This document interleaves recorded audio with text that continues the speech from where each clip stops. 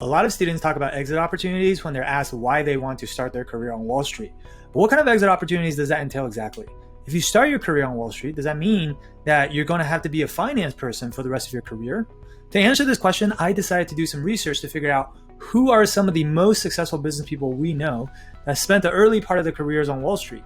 So before I show you what I found though, do me a favor and hit the subscribe button so that you can be notified when I put out more awesome content you are not going to want to miss in the near future. So let's dive in.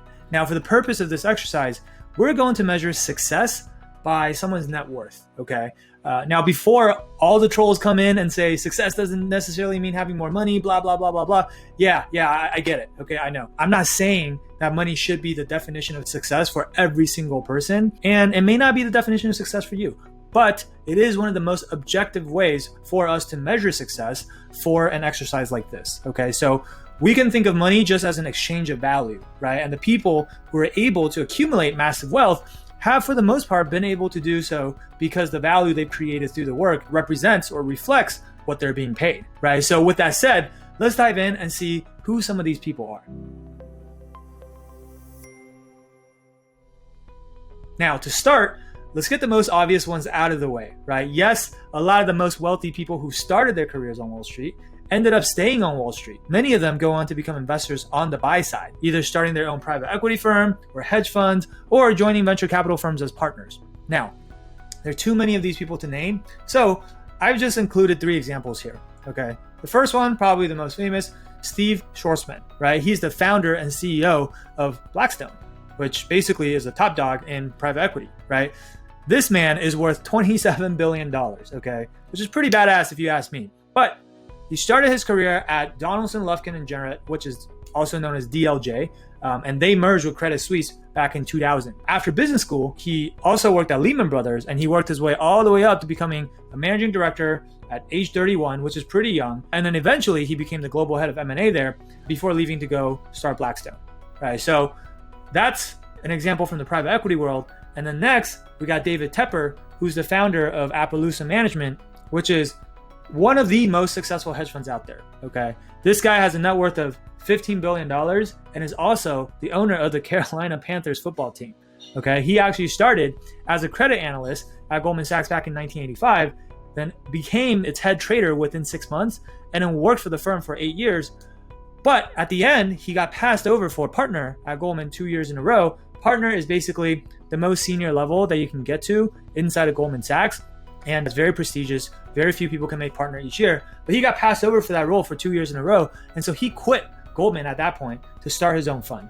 Now that has obviously worked out quite well for him. This just goes to confirm what a wise man once told me, which is that a setback is oftentimes just a setup for a comeback. Next, we've talked about private equity and we've talked about hedge funds, so of course I gotta show the venture capitalists some love as well, right? And so Mary Meeker here, she started her career at Merrill Lynch before making stops at Salomon Brothers, Cowen, and eventually Morgan Stanley. Now, it was at Morgan Stanley where she really made a name for herself as an equity research analyst, as she published what's called the Internet Report, okay, which became basically the Bible for investors who want to know the latest trends in the internet space. In 2010, she left her job as managing director at Morgan Stanley to become a partner at Kleiner Perkins, which is one of the top venture capital firms out there.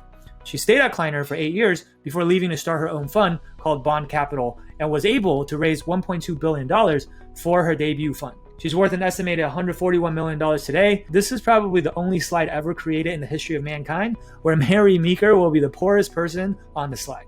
I'm sorry, Mary. But okay, now that we've gotten the finance titans out of the way, let's get into some of the more interesting success stories that you probably didn't know that these people started their careers on Wall Street, okay?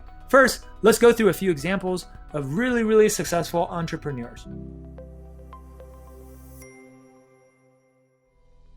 The most famous one of them all has got to be none other than Jeff Bezos. Bezos is the richest man in the world, depending on the day of the week and how Amazon stock is trading. He's right up there with Bernard Arnault and Elon Musk in the top 3 at around $200 billion. Now, did you know that before he founded Amazon, he worked at D.E. Shaw, which at the time was actually a newly founded hedge fund, and they have a strong emphasis on mathematical modeling, okay? He also became the 4th senior vice president at D.E. Shaw at just the age of 30. And today, D.E. Shaw has over $50 billion of assets under management. But I think it's safe to say that even though Bezos would have done quite well had he stayed at the Yishal, he probably doesn't regret leaving to start Amazon. Next up, we have Michael Bloomberg, who's the former mayor of New York City. Now, this man is worth $59 billion, and he is known for self-funding his presidential campaign back in 2019 and 2020, where he put in $935 million of his own money, okay, which made it the most expensive US presidential primary campaign ever. Most of his wealth came from starting a company that's named after himself called Bloomberg, which is a financial information software that everyone on Wall Street uses today, right? Before all of that, though, he started his career at Salomon Brothers, where he became a general partner. Next, we have Joseph Tsai, who may not be as well known here in the United States, but he is one of the most successful businessmen in Asia.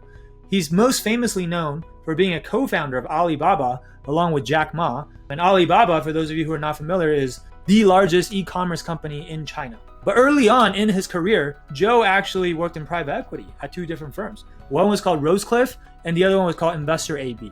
Okay. Today, he's worth about $12 billion. And he also owns the Brooklyn Nets. Okay. But you don't have to start your own company to be a successful Wall Street alum. Let's finish this off with a few people who simply worked their way up to the corporate C-suite after their careers on Wall Street. First, let's start with Sarah Friar, who has a special place in my heart. Sarah spent 11 years at Goldman Sachs covering software companies and later became the CFO at Square for 6 years. Yep, she was my boss when I worked there, and that was one of the best teams I've ever been a part of, the finance and strategy team at Square. That's really a testament to Sarah's leadership and ability to hire good people. Now, back in 2018, she became the CEO of Nextdoor, and she helped them raise money in 2019 from investors at a $2.2 billion valuation. Okay, she also sits on the board of Walmart and Slack, two of the most successful companies in their respective industries, and she's one of the smartest and most accomplished women that I've ever met. Next, we have another senior leader from another one of my former employers. This time, it's Ruth Porat, who started her career at Morgan Stanley in 1987 and worked her way up the ranks, at one point serving as the co-head of technology investment banking, which was the group that I was in, but she was way before my time. She followed that up by becoming the global head of their financial institutions group. And then she became the vice chairman of investment banking. And then eventually she became Morgan Stanley CFO. Okay, so she actually left Morgan Stanley in 2015 to become the CFO of Alphabet, which is basically the parent company for Google. Now in 2020, Forbes named her as the 16th most powerful woman in the world, while she also came in 7th on Fortune's most powerful woman list. She is worth an estimated $180 million today. Next, we have Greg Maffei, who started his career in 1982 at an investment bank called Dillon Read, which has since been acquired.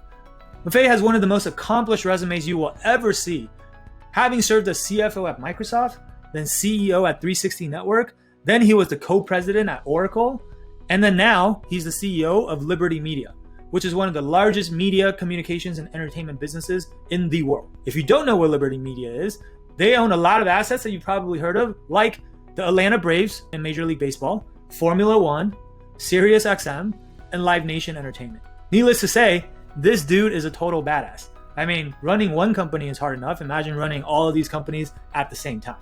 And I was honestly kind of surprised he's only worth $123 million. But somehow, I highly doubt he's losing sleep over it. Next, we have Anthony Noto, who started his career at Goldman Sachs in 1999 and became a managing director in 2003, just 4 years later. And then the following year after that, in 2004, he became partner, okay?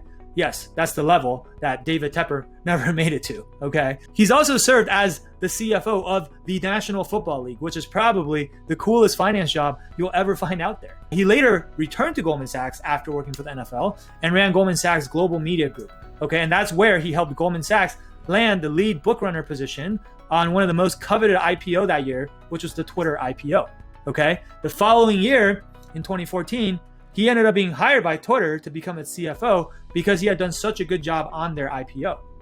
And then back in 2018, he left Twitter after serving as their CFO and COO, and he became the CEO of SoFi, okay? He helped take the company public at a $9 billion valuation earlier this year through a SPAC.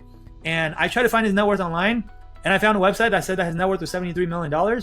But that makes no sense to me because the Wall Street Journal actually reported back in 2015 that Noto made $73 million at Twitter just in his first year on the job. So if he made that much money in just his first year on the job at Twitter, there's no way that his net worth is only $73 million. So, I mean, when you really get to that level though, who's really counting, right? Next, we have Michael Cavanagh, who was previously the co-head of investment banking at JP Morgan, okay? And he, at the time, was seen as the most likely successor to Jamie Dimon. And that was before he surprised everyone and left JP Morgan to become the co-chief operating officer at the mega private equity fund, Carlyle Group, okay? He didn't stay at the Carlyle Group for very long though. In fact, for less than 1 year before Comcast poached him to become their CFO. Now, to compensate Michael Cavanagh for leaving a firm like Carlyle so quickly, it was reported that Cavanagh's compensation package was valued at $41 million just for his first 8 months on the job. So like Noto, he was another person that I couldn't find the exact net worth for, but I'm pretty sure it's easily over $100 million at this point. Last but not least, let's end with Susan Decker, who started her career also at DLJ, just like Steve Schwarzman did. She started there in 1986 and stayed there for 14 years, making managing director. She later worked at Yahoo for 9 years and served in various executive roles, including CFO and then eventually as their president. Now, during her time as an exec at Yahoo, she helped Yahoo grow its revenue 6 times, sixfold, from $1.1 billion to $7.2 billion. And again, I also couldn't find her net worth, but let's just say that if you even ever achieve half the success that she's achieved, your mom would be very proud of you. So, what's my biggest takeaway in all of this?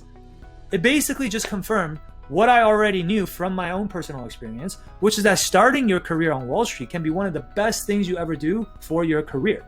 The amount of hard and soft skills you will gain during your time on Wall Street will help you elevate your career trajectory like few other careers can. Not only does it make you more attractive to future employers because they know you were one of the very few who made it through the uber selective hiring process in investment banking, but you'll also be seen as someone who is capable of working harder than most people. And perhaps more importantly, because your job as an investment banker is to advise the CEOs and CFOs of some of the most successful companies out there, people like a lot of these people that I just showed you today, right? Those are, typically your clients. Naturally, that's going to be the best education you can get if you have aspirations one day to become a business titan yourself. Whether you want to start your own business or if you just want to work your way up to the executive suite. So, if this has inspired you today and you know that investment banking is the right career path for you, and that's where you want to start your career, that's what you want your first job to be right out of school, then I want to encourage you to reach out to our team to see if we can help you beat out the competition and take your career to the next level. Okay, so if you want to do that, feel free to find a link to book a call with our team in the description below, and we'll talk to you soon. Hey there, I hope you enjoyed this video. If you're looking for more customized advice that's tailored for your specific situation, then I invite you to book a free strategy session with our team at the link below. We'll talk to you soon.